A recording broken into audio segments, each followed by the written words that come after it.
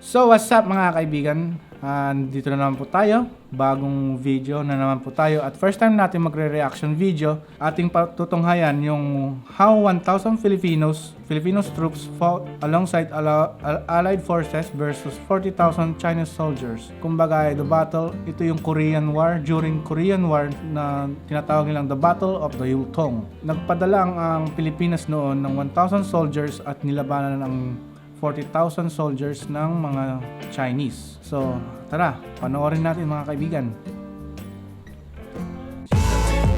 Sunod na kami dahil Vlog with Korea. Hello! Please subscribe! Okay, panoorin na natin. In honor of those who sacrificed their lives for freedom, Masid proudly presents The Battle of Yultong, a story of how Filipino troops braved a sea of Chinese soldiers during the Korean War. The Korean War began on June 25, 1950, when North Korea, backed by China and the Soviet Union, crossed the border into South Korea in an attempt to capture its capital, Seoul. In response, the United Nations Security Council, through the formation of the United Nations Command, ordered the deployment of military forces to stop the invasion. On August 7, 1950, President Elpidio Quirino, with approval from Congress, sent 7,420 Filipino combat troops to fight in South Korea. President Quirino saw this as a commitment to help a friend and as part of a larger battle to save the world from communism. The 10th Battalion Combat Team, the Philippine Expeditionary Forces to Korea, was the first battalion to arrive on Busan shores on September 19, 1950. The 10th Battalion, made up of 1,303 enlisted men and 64 officers, was originally a motorized battalion sent to operate tanks from the US, but when none arrived, was turned into a heavy weaponry unit instead. On the night of April 22, the 10th Battalion, as part of the US 65th Infantry Regiment of the US 3rd Infantry Division, was attacked north of Yeoncheon by a large force of Chinese and North Korean soldiers.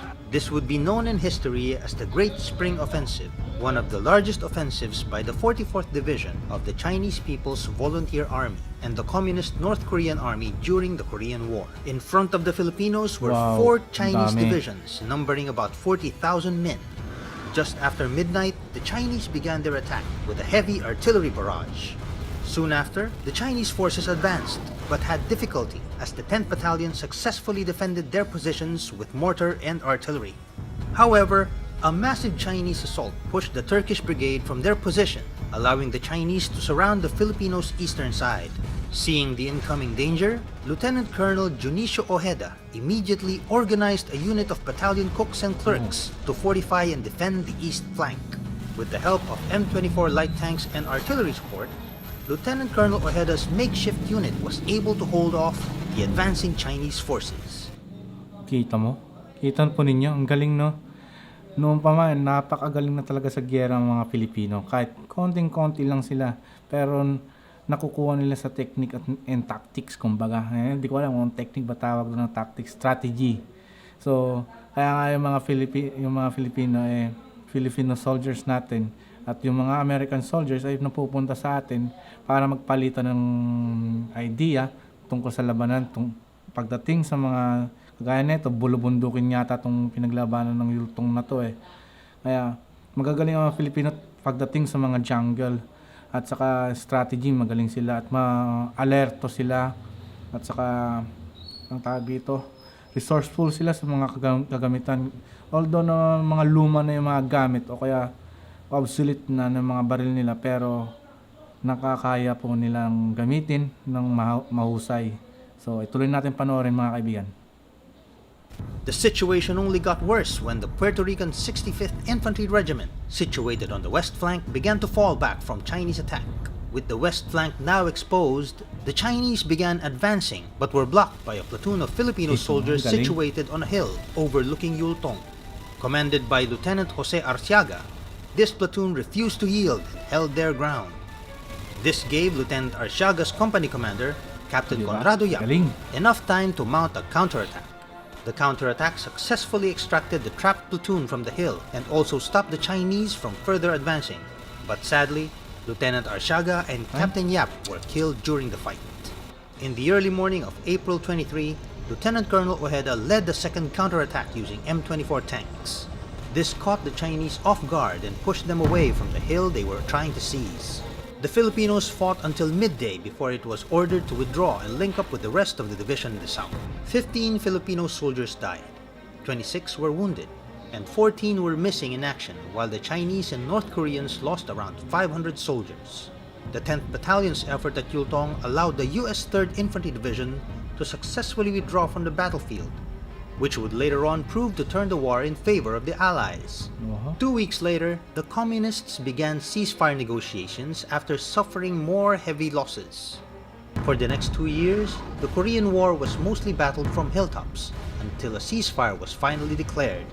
Out of the 7,420 Filipino soldiers sent, 113 were killed, 313 wounded, Konti lang. 15 missing, and 41 held as Pero, prisoners of war.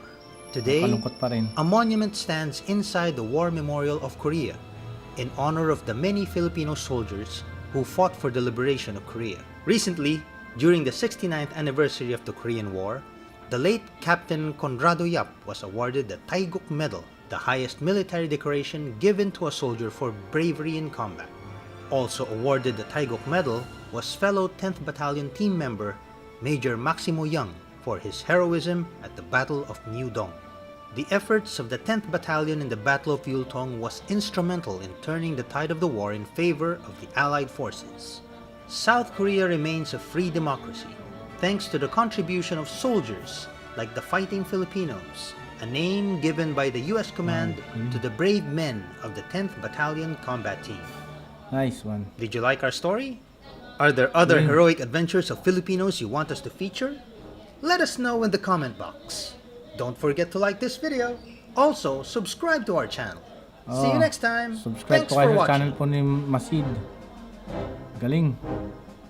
So ayun mga kaibigan, at natunghayan po natin yung 10,000 something na sundalo na lumaban sa Korean War noon. At nakita na natin kung gaano katapang ang mga Pilipino at lalong-lalo na sa mga strategy ng pakikipaglaban. Kahit konti lang sila, meron silang courage na lumaban.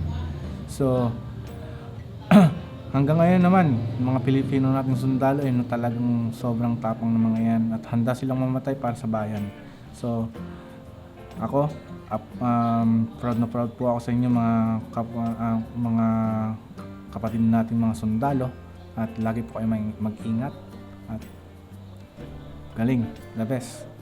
At hanggang dito na lang at ito yung talagang first time ko talaga mag-react ng videos at medyo nahihiya pa ako magsalita sa camera. So ayun, natunghayan po natin yung first video reaction natin kung paano lumaban ng mga 1,000 Filipinos over the versus 40,000 soldiers ng China nung Korean War.